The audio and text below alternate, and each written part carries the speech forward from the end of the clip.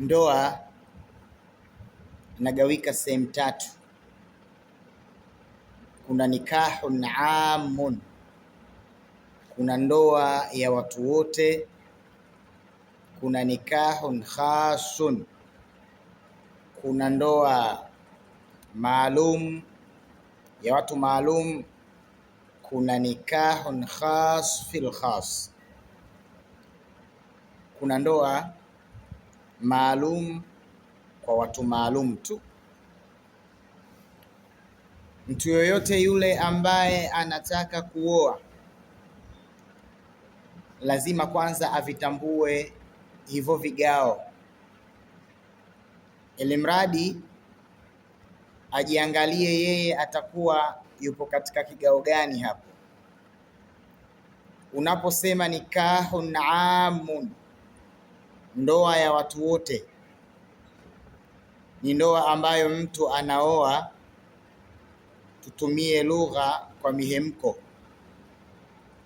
fulani kaoa na mimi nataka nioe, kwa kutekeleza tu ule usunna, kwa sababu Bwana Mtume Muhammadin sallallahu alaihi wasallam amesema, an-nikahu min sunnati faman raghiba an sunnati falaisa minni, ndoa ni katika mwendo wangu, atakayekengeuka kuuacha mwendo wangu si katika mimi.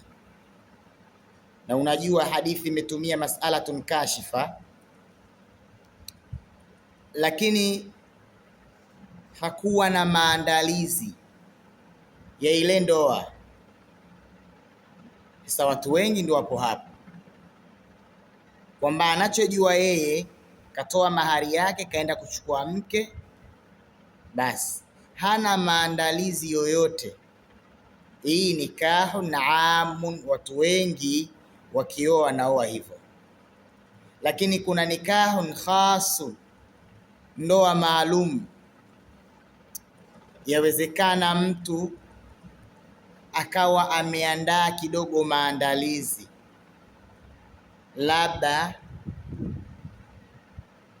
amewafuata mashekhi wawili watatu, akauliza sheria za ndoa, ikiwezekana akafata utaratibu, lakini pia vile vile akaisoma ndoa, kwa sababu alishasikia sheria inasema, wa kullu man bighairi ilmin ya'malan a'maluhu mardudatun la tuqbalu, mtu yoyote anayefanya jambo pasina elimu anarudishiwa mwenyewe, jambo hilo halikubaliki.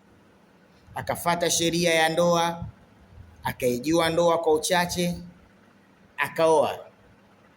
Hii nikahun khas. Lakini ile nikahun khas fil khas, ile ni ndoa ambayo mtu anaichukulia maandalizi, labda kabla ya kuoa kuna vitu alikuwa anavifanya ambavyo vitamfundisha hiyo ndoa, kama elimu, lakini kama ushauri kwa watu mbalimbali, lakini pia vile vile ni zile khidma, huduma, mambo kadhaa ambayo yatamfanya yule mwanandoa ambaye ameingia katika ndoa ahisi kwamba mimi nathaminika katika ndoa hii. Lakini yule mtu ambaye ameingia katika ndoa hii ambayo tunaisema khas fil khas, maalum kwa watu maalum tu, hawaiwezi watu wote, anawezekana akawa anafanya mahitaji yake ya ndoa pamoja na kuhisi raha. Yaani mtu amemnunulia mwanamke dera, lakini huku anaona raha. Mtu ametoa msaada kwa familia ya mwanamke, huku anahisi raha. Si kwamba akaanza kusema mbona toka nimeoa familia yako yote inakuja kwangu. Yaani anaisaidia familia ya mke, anatoa mahitaji yote, anafanya kila kinachostahili katika ndoa, na maandalizi nyuma alishayaanza ya kuisoma ndoa na nini na nini. Huyu atakuwa nikahun khas fil khas. Lakini kuna kitu nikiongezee katika ile ya pili, tuliposema nikahun khas. Katika ile nikahun khas pia vile vile mtu akawa anafanya baadhi ya majukumu yake, lakini pamoja na kufanya anawezekana akawa anafanya na kulalamika. Ukikaa katika hivyo vitu vitatu ukatafakari mimi nipo wapi, utajijua wewe upo katika nikahun amun, nikahun khas au nikahun khas fil khas.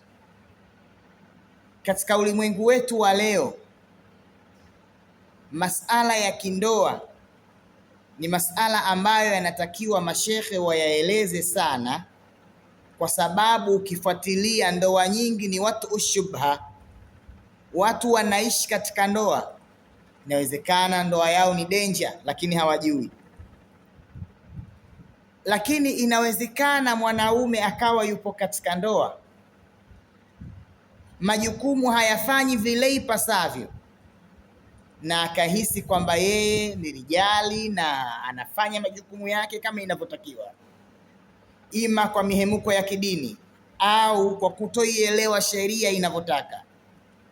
Wanaume wengi sio walishaji wa familia, lakini ukiangalia katika ndoa, Bwana Mtume Muhammad sallallahu alaihi wasallam, jumla ya mambo ambayo aliyahimiza sana ni hili suala ambalo linasema inatosha kwa mtu kupata dhambi kuipoteza familia.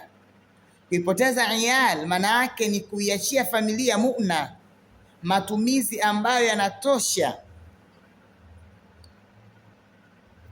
Mwanamke ukimuoa, majukumu mawili ni muhimu kuliko yote, na ndio maana Mtume alikuwa anayahimiza sana, kumlisha na kumvesha.